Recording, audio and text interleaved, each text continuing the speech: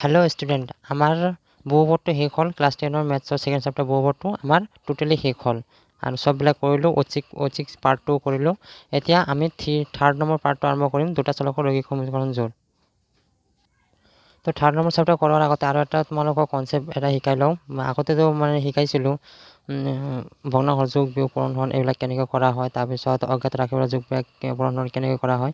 তোমালোকক বজ্ৰপূৰণ পদ্ধতি বা বজ্ৰগুণন পদ্ধতিটো মই শিকোৱা নাই। বজ্ৰপূৰণটো কি? বজ্ৰপূৰণ মানে কি? যেনেকৈ ক্ৰছ মাল্টিপ্লাই, ক্ৰছ হোৱা, এনেকৈ ক্ৰছ হোৱা। এতিয়া যেনেকুৱা তোমাৰ এ আছে বা ইয়াতে বি আছে, ইয়াতে চি আছে, ইয়াতে ডি আছে। তো এৰ লগত বি পূৰণ হ'ব, চিৰ লগত ডি পূৰণ হ'ব, মাজত কি থাকিব? সমাজীন এটা থাকিব। এইদৰে যেনেকুৱা মই দেখাই দি আছোঁ। যদি 2x/3 = 9/4 থাকে, তেনেহ'লে কি 2xটো 9ৰ লগত পূৰণ হ'ব আৰু 3টো 9ৰ লগত পূৰণ হ'ব।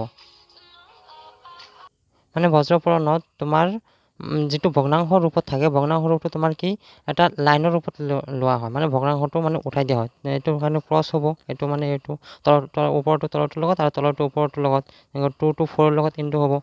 2x 4 × 4 লগত কৰিলে মই দেখাই দি আছোঁ, ইনটু 4 = 3 × 9 এনেকুৱা হ'ব।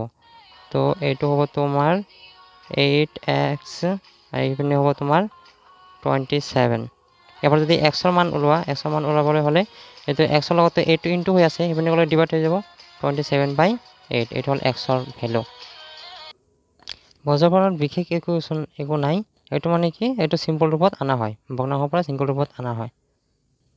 যদি এনেকুৱা থাকিলে হয় x/2 + y = 4 এনেকুৱা ধৰণে আছে ধৰা, এইটো তুমি কেনেকৈ কৰিবা? আৰু তোমাৰ চোৱা, এইটো কি x/2টো y লগত তোমাৰ প্লাছ হৈ আছে। তো এইটো কি কৰিব লাগিব? লসাগু লৈ কিনে প্লাছ কৰিব লাগিব। লসাগু হ'ব তোমাৰ 2, y তলত একো নাই, 2 হ'ব লসাগু। এতিয়া x + twice y হ'ব আৰু এইটো হ'ব তোমাৰ 4। তেনেহ'লে এইটো 4ৰ তলত একো নাই, কি 1 এটা আছে। এনেকুৱা ধৰণৰ যদি থাকে, চিম্পল থাকে, তেনেহ'লে তাৰ তলত একো নাই, 1 এটা থাকে। তেনেহ'লে এই ওপৰটো 1ৰ লগত ইনটু হ'ব, কাৰণ এই গোটেইখিনি 1ৰ লগত ইনটু কৰিলে তোমাৰ এইটো ছেম থাকিব, twice y = আৰু 2 to 4 লগত ইনটু 8 হৈ গ'ল। ইয়াৰ পৰা যদি তুমি x বা y ৰ মান ওলোৱা, তেনেহ'লে x ৰ মান ওলালে তোমাৰ 8 - twice y হ'ব। এইবিলাক থাৰ্ড নম্বৰ চেপ্টাৰত এনেকুৱা লাগিব বস্তুবিলাক। আকৌ চোৱা, এইটো এনেধৰণৰ বস্তুবিলাক তোমালোকৰ যদি এনেকুৱা থাকে যে x/3 + y/12 আছে =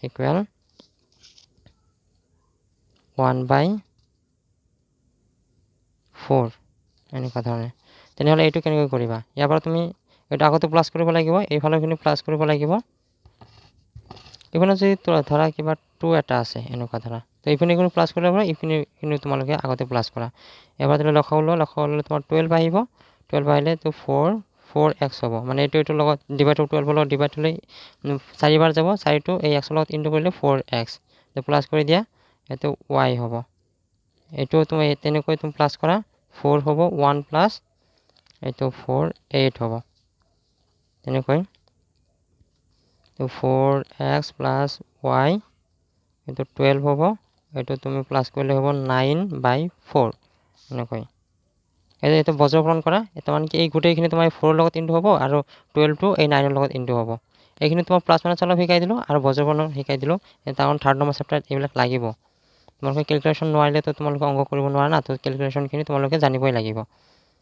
এই গোটেইখিনি তুমি 4ৰ লগত ইনটু কৰা। এটা লাইন দেখাই দিছোঁ, 4টো এনেকৈ, এই 4টো এই গোটেইখিনিৰ লগত ইনটু হ'ব। তেনেহ'লে 4x + y এইখিনিৰ লগত ইনটু হ'ল আৰু 12টো 9ৰ লগত, 12 × 9 এইটোৰ লগত ইনটু কৰা। তেনেহ'লে 4 এইটো 16x হ'ব, প্লাছ এইটো 4y হ'ব। এইটো হ'ব তোমাৰ 96 108। ইয়াৰ পৰা যদি তুমি এক্সৰ বা ৱাইৰ ভেলু ওলোৱা, সেইটো কেনেকুৱা হয় এতিয়া মই দেখাই আছোঁ। ইয়াৰ পৰা তুমি এক্সৰ ভেলু ওলোৱা, তেনেহ'লে ৱাইটো এইপিনে ল'ব লাগিব। 16x = 108 - 4y। এইটো এক্সটো এইপিনে কি ইনটু হৈ আছে, এইপিনে ডিভাইড হৈ যাব, 108 - 4y/16। এইবিলাক কেলকুলেশ্যন তোমালোকে ভালদৰে জানিব লাগিব, শিকিব লাগিব। তোমালোকৰ স্পীড থাকিব লাগিব। কনচেপ্টটো বহুত ভালদৰে থাকিব লাগে, তেতিয়া মানে অংক কৰিবলৈ তোমালোকৰ সহজ হ'ব। আৰু এটা বস্তু তোমালোকে জানি লোৱা, মানে কি ভগ্নাংশত যদি ভগ্নাংশ থাকে তেনেকুৱা 2/3/9, এইটো তোমালোকে কেনেকৈ ছল্ভ কৰিবা? কিন্তু ভগ্নাংশৰ মানে কি ভগ্নাংশ এটা হৰণ কৰিব লাগে, ভগ্নাংশৰ হৰণবিলাক। তেনেহ'লে ওপৰত যোনটো থাকিব সেইটো তোমালোকে আগতে এবাৰ কৈছিলোঁ, ওপৰতো তোমাৰ ছেম থাকিব, যেনেকৈ 2/3 আছে 2/3 থাকিব। আৰু তলৰ যোনটো আছে, তলত তোমাৰ কি মানে ওপৰটো তলত হৈ যাব, তলৰটো ওপৰত হৈ যাব, মানে লবটো হৰ হ'ব, হৰটো লব হ'ব। যেনেকুৱা 9ৰ তলত একো নাই, মানে কি 1 এটা আছে মনে মনে, তেনেহ'লে 1টো ওপৰত যাব আৰু চিনটো তোমাৰ ইনটু হৈ যাব, যেনে 1/9। এইটো তুমি ইনটু কৰি দিয়া, 3টো 9ৰ লগত ইনটু কৰিলে 27 আৰু 2টো 1ৰ লগত 2 হৈ যাব।